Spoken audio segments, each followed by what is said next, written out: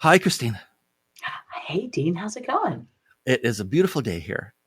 Christina, so tell folks a little bit about you, and then I have a hypothetical situation I want you to explore with me. Sounds good. My name is Christina Del Villar, and I have been working in startups, especially B2B technology, for the past 35 years. Mhm. And my focus really is more on the strategic component of the company and how to build revenue from that. I really like to get to predictable revenue. So I like to take a look at what the strategy is, what the goals are. It doesn't really matter the size of the company. But I feel like that's one area that companies kind of fail at is they kind of build and they grow and they do things, but they kind of forget what their ultimate strategy was. And therefore they don't have alignment in the company. And so those are some of the areas that I really like to focus on when I work with companies. Well, in that case, this hypothetical show work out very nicely. So here's the scenario. Okay, Okay. well, the selling process is over. You sign the Uh, contracts. It's going to be a 1 year engagement as a yep. fractional CMO. Today is day one. Day one. Yeah.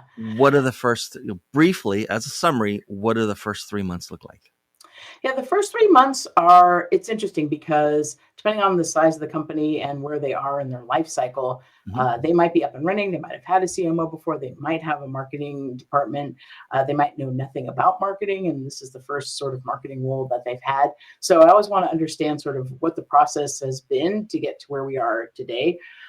Then what I do is I sit down with the executive team and again, kind of going back to what I just said, really focus in on what the ultimate goals of the company are and what that strategy needs to be if there isn't one in place. Most companies don't have a strategy to get to their ultimate goals. And again, that can be a short term, 1 year, 5 year, 10 year, Right. longer term goal. But again, if you don't know what that actually is, and I do this all the time, I'll talk to the CFO. He or she thinks it's something different than the CEO and the people who are working in the minds down below have no idea what the ultimate goal and strategy is. And so the second piece is really making sure that that strategy makes sense, it's doable, putting a plan in place to then get to that, putting a strategy in place to get to that ultimate goal, and then getting that alignment. So those are kind of the main areas. But the other thing that's really critical that I like to focus on is the customer.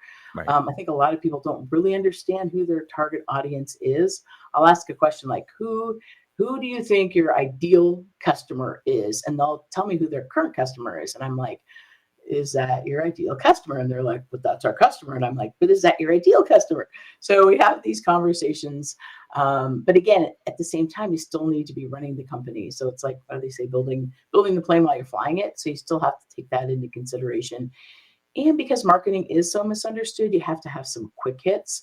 And so I do like to try to figure out as quickly as I can within a month what those quick hits are going to be. So that's kind of the process that I go through. And those first 90 days really sort of incorporates understanding the business, building that strategy, hoping to get to alignment. And again, really focusing on what the customer, who that customer is, and then, intertwining that with what that strategy is and going from there. All right. Shannon, hello. Hi. So, Shannon, tell folks a little bit about you, and then I want to tackle the same hypothetical, but in a slightly different way. Okay. My name is Shannon Clement, and I'm from Engagement Marketing. I lead marketing and communications for tech companies who have products and services used both on Earth and in space. I'm proud to say that I'm hitting the 10-year mark in January, running my fractional business as a marketing lead for hire. And this was before the term fractional CMO was popular. So I've been doing it for a while. I work with clients in US, Europe, Canada, and I live in Ottawa, the capital of Canada. Okay, so before we go any further, I once entertained a potential job offer to live in Ottawa, Oh. and my wife's from Florida. I'm Canadian, but and American, and my wife's American. Sometimes my kids will ask her, like, "Does it bother you? You're only one thing," right? Because they both have two passports. And my wife looks it up and sees that on average, 2 or 3 days a year, Ottawa is colder than Mars, and it is the coldest national capital of any country, including Russia. So stay warm up there, because winters are. I mean, I explained to my wife, yeah, but you can sometimes you can skate to work. She says that is not a plus. But luckily with global warming, it's Yeah. getting a lot warmer. Fair enough. And Uh, the ice isn't even freezing anymore. So we're like, what's going on? It's maybe one day it'll be like Florida. Who knows? yeah, who knows? If Ottawa becomes like Florida, God knows what Florida will I be know like. what's going to happen. Um, Anyway. okay, so same hypothetical, except this time, same 1 year engagement. Today's day one. You actually show up. It's like unusually not in space, but somewhere on Earth. You show up at a client site, and you're talking to your marketing team, right? Your marketing team, and they want to know. So, like, what can we expect in the first couple of months of you working with us? You're the first CMO of any kind. We've had some, supervisors or managers in marketing. We've never had anyone at a leadership level. So, what are the first 90 days going to look like for us? Okay, so it's a little like I work with both tech on Earth and in space. So the space stuff is a little bit different. So I'll start with that because maybe it's a little more interesting. The audience is B2B, and the goal is not always to get directly to sell directly to another company. It could be that they need funding for a project. They have to work with another company to get that funding from the government. So strategic partnerships are huge, and also working collaboratively with other companies. So partnership marketing is big. So that's how I'll preface this. But working as a fractional CMO is essentially like, as you know, it's a part-time marketing leader working with the leadership team to achieve business objectives. So I work with the CEO. He or she usually hires me when they've identified that they need to achieve more aggressive growth targets. So maybe they've gone through a round of funding, or they're looking to launch a new product in the market, but they need someone to level up that marketing department or build a marketing department from scratch, and lead that team. But they can't afford a full-time CEO. So that's where the fractional piece comes in. Now, working over the last 10 years in the industry, I've seen like a huge transformation in how I work with companies, because 10 years ago, it was, we had the same kind of framework. I would start working with a business in the first 30 days. I would get to know the staff. I would work with the CEO and the senior management team to really listen, which was key, observe, and then analyze. So that's always been the same. But as I've done this, working with multiple CEOs, I've I've found out that a lot of times, sometimes they have not an ulterior motive, but they have something in their mind that they want to achieve, and they don't always communicate that. Right. So I start off with a survey, and it's a long document that the CEO needs to fill out before I even start that 30-day engagement. And answering those questions, I know that they're committed. I know that they have maybe like more of a trust factor going into this, working with me.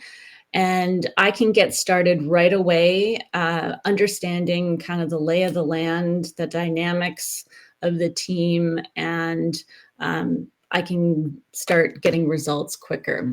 So in the first 30 days, I work with that team. I understand them a little bit better than I would if I didn't have that document. And I start looking at what the quick wins will be, and then also who their partners are, if they have outside partners that I can work with. But after that 30 days, once I've done a lot of listening and really understand the business better, that's when I start looking at the quarterly plans, the yearly plans, and I take an agile approach. So I do sprints, and I'll do a sprint every 2 weeks working with the team.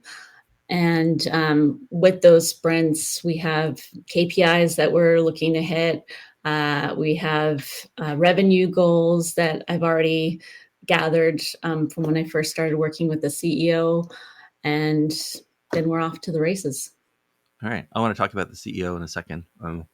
Actually, let's talk about the CEO now. So let's stay inside our little hypothetical, Shannon, and I am the CEO at the client company. Okay. And we're having our little sit down on your day one in the employee break room or whatever. And I say, Shannon, so you've worked with way more CEOs than I've worked with CMOs. So tell me something that CEOs do that they should stop doing so that a fractional CMO is, can do everything they need to do. I work with a lot of startups, and those CEOs a lot of time have been working on the marketing themselves. Mm-hmm. And they feel this personal connection to the marketing. And some of them, not all of them, feel like they can do it well. And they're only giving this up because they really just don't have any more time to dedicate to it. So I would say, let it go. Just, like the movie, let it go. And trust that CMO is going to understand how you do things. They might have a different way of doing things, but you're all working towards the same objective. So just trust them, let go of that marketing piece, and let them do their job. All right, then, Christina, the Yeah. opposite question, I guess. What should a CEO start doing so that the company gets maximum benefit out of that 1 year of a fractional CMO's time? So I think that the CEOs and founders have been so focused on building their company, and oftentimes they're focused more on the product side. Again, they might dabble in marketing or think they know marketing and need to kind of give that up. And I think what they need to do is let marketing basically get out of marketing's way, which is hard. You need to build that trust with them. You Mm-hmm. need to help them understand that you are trying to help them build predictable revenue. Like revenue is key, right? Revenue is king. Revenue. It's all about revenue. And if you don't help them understand that that is marketing's job and that they have their own job, they should be going getting more funding and hiring the right people and whatever else they need to do. But they really need to allow the marketing organization, to build that revenue and understand and give them the tools that they need to do that, whether that's more personnel or more budget, and really let marketing reach for and implement whatever that strategy is so that we can get to that predictable revenue. And that's what they're looking for. They want Yeah. predictable revenue. I think it's really hard for marketers to say, I own revenue, but that's what we do. We own revenue. We own all the revenue of the company, right? And so the sooner marketers can say we own revenue, and the sooner you can show the CEO that if they were to let us do our job properly, we would get that predictable revenue. So it's hard. It's not easy for anybody. It's not easy for CEOs and C-suite in general to sort of let go of that control.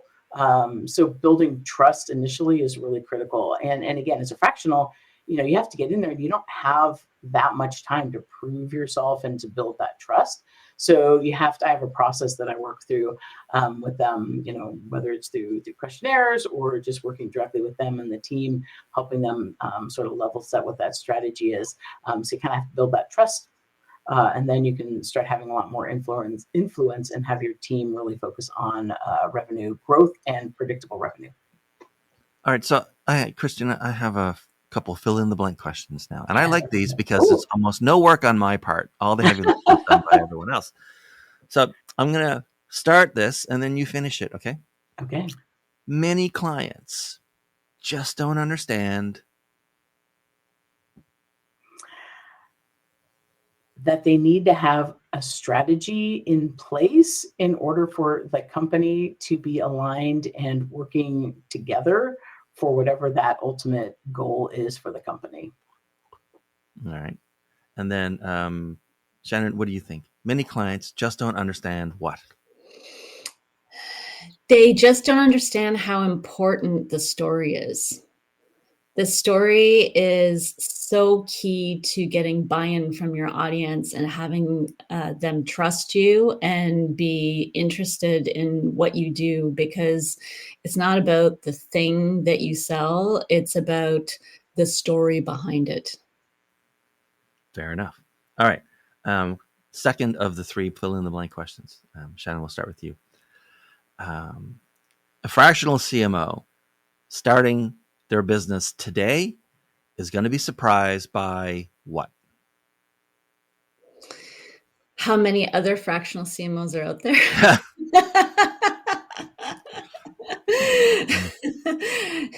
There's so many of us now. No, all joking aside, I think they really, for me, when I first started, I didn't realize how important the pipeline was. So that you, as a marketer, because you're not working full time somewhere, you are having to market yourself a lot more than you would if you had a job. So I think just being consistent with your own marketing and having that pipeline that you're always working on is one of the biggest things. And Christina, what do you think? A fractional CMO starting today is going to be surprised by what? I think they're going to be surprised, and I'm always surprised that I'm surprised when you go into a company and as a CMO who's supposed to be focused sort of more on higher level strategy, one of the first things they ask is, should we update our website? And it's just one of those things where they're sort of focused on the tactical components of marketing instead of the strategic. And even though the conversations you've had, and even though you've signed, this year-long contract with them, and even though you thought this is exactly, what they need and what I need, they do tend to focus initially on again some of the more tactical components of marketing. All right. How to use AI. There you go. Yeah. How do I use that thing? Just as an aside to anyone who's a potential client, if you strategic versus tactical aside, if you think your website needs to be updated, it probably does, but it's not necessarily the first thing you want to do.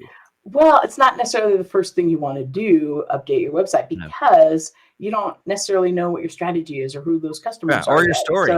What your story is. So maybe, and even if so, then let's take some time to figure out what that should be, so you don't have to update it again in 12 months. Yeah, exactly.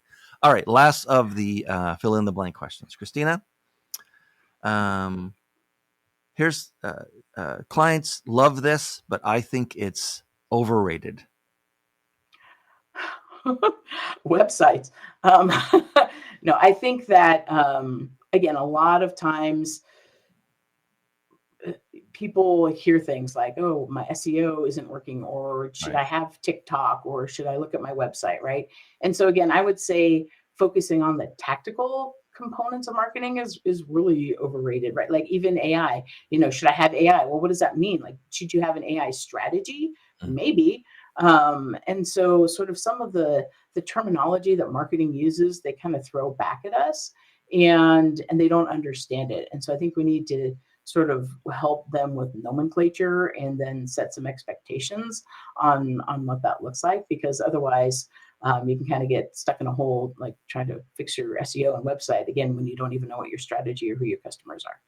And Shannon, a slightly different version of the question, something that my clients don't think about, but I think is underrated, is what? How important the right metrics are for your business. Because I've worked with a lot of clients who get very stuck on like very specific metrics that they're trying to understand from their Google Analytics. and it really means nothing to their business. It's just like, I just don't understand why the page views went up by this amount, and I need to really understand that, because it's driving me crazy. And so there are these metrics that clients focus on, and then they feel like, oh, well, the business isn't doing as well because this metric is off and it should be higher. Maybe something else should be lower. But if you have a plan in place that is like you have an analytics plan that follows your business goals, like you're focusing on your business goals rather than like smaller little metrics on Google Analytics, it's going to get you way further ahead. Okay, so this is the last question before we wind down. It's added new for this season, and it comes from the fact that everybody who appears on the podcast picked their own time slot, which is to say everyone ends up with a co-guest that was completely random. So you end up in this, conversation with another fractional CMO who you've never met in almost every case, and is suddenly like thrust together. And so you guys can ask each other a question. It can be any question you want. Obviously, it doesn't have to be the same question, but we'll start with Christina. Like, Christina, what would you ask Shannon? So Shannon, I love what you are focused on and your focus again on space. And, I always say like, I built a rocket ship, right? So when you talk to clients, how are you helping them understand sort of the breadth and depth of what you can offer them and where they'll end up? Yeah, it's a really interesting industry. And now it's not only an industry, it's an economy. So they call it the space economy. And when I work with new clients, one of the real value adds that I bring to the table is my industry experience. So working in tech was a great foundation, but then now working only for a few years now in space, I've gotten to understand how key industry, academia, government, and business all work together. It's very different from like just a plain software, not a plain software, but a software from a software company that is selling direct to consumer or B2B, because there are all these other players that you're trying to get funding a lot of the time from a government grant, and you need to attract other partners that are going to be interested in working with you. So it's not just attracting your the person who is going to buy your product. It is also attracting all of these other players to get them interested in what you do.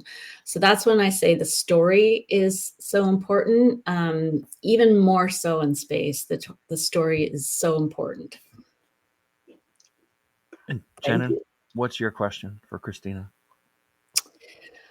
Christina, I want to know a little bit more about who you serve and the types of clients that you've worked with.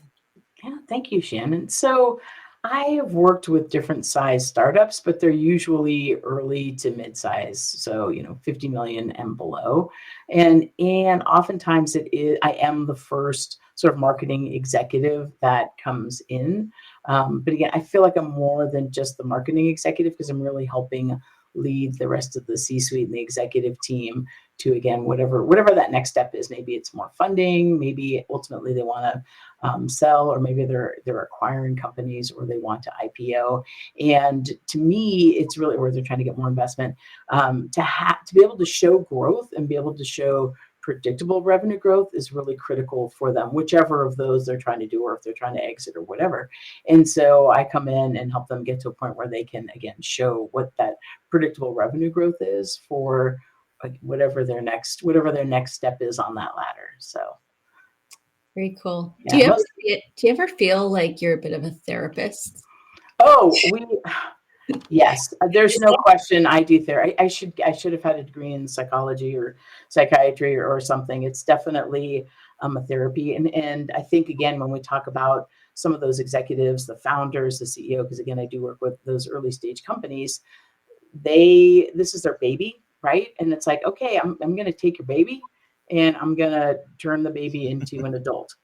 And you don't get to say, you don't have a lot of say in that, because I need, like, I know what I'm doing, right? Like you can say, you know, I want more arms or whatever, but it's really hard for them to give up control and to build that trust.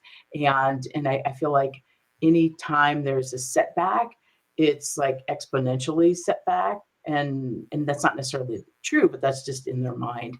And so you really do have to be very clear about the expectations are, the objectives, and again, sort of build that trust and influence with them and the rest of the suite. So it is difficult.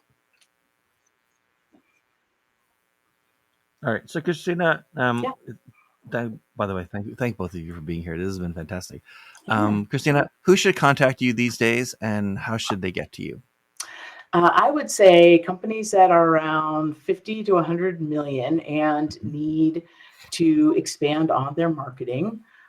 They probably don't have a CMO in place right now. They might have a director of marketing.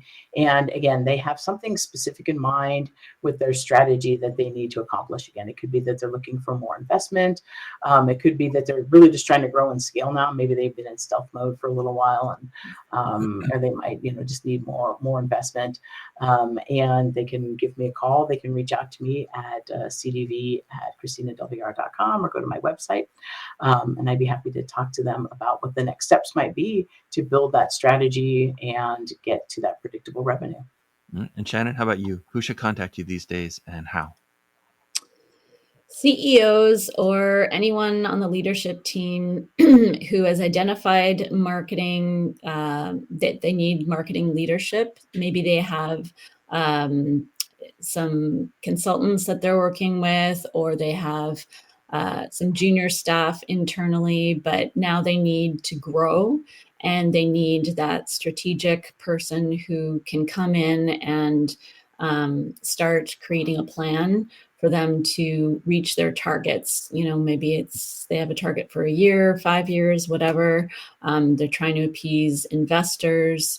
They're looking to create standard operating procedures to get to that next level, and that's when they typically bring me in. All right. Thank you both for being here today. This has been fantastic. Thank you. Thanks for having us. episode 135, I think this was. So Woo! it's been fantastic. Awesome. Thanks. All done. Okay, so my editor insists that I look stupidly at the camera without saying anything for a couple of seconds. So that's how this is gonna end, and then I hope it gets trimmed later. And for everyone else, I'll see you in the next episode, or more likely the next clip. There are loads of them. Take a look.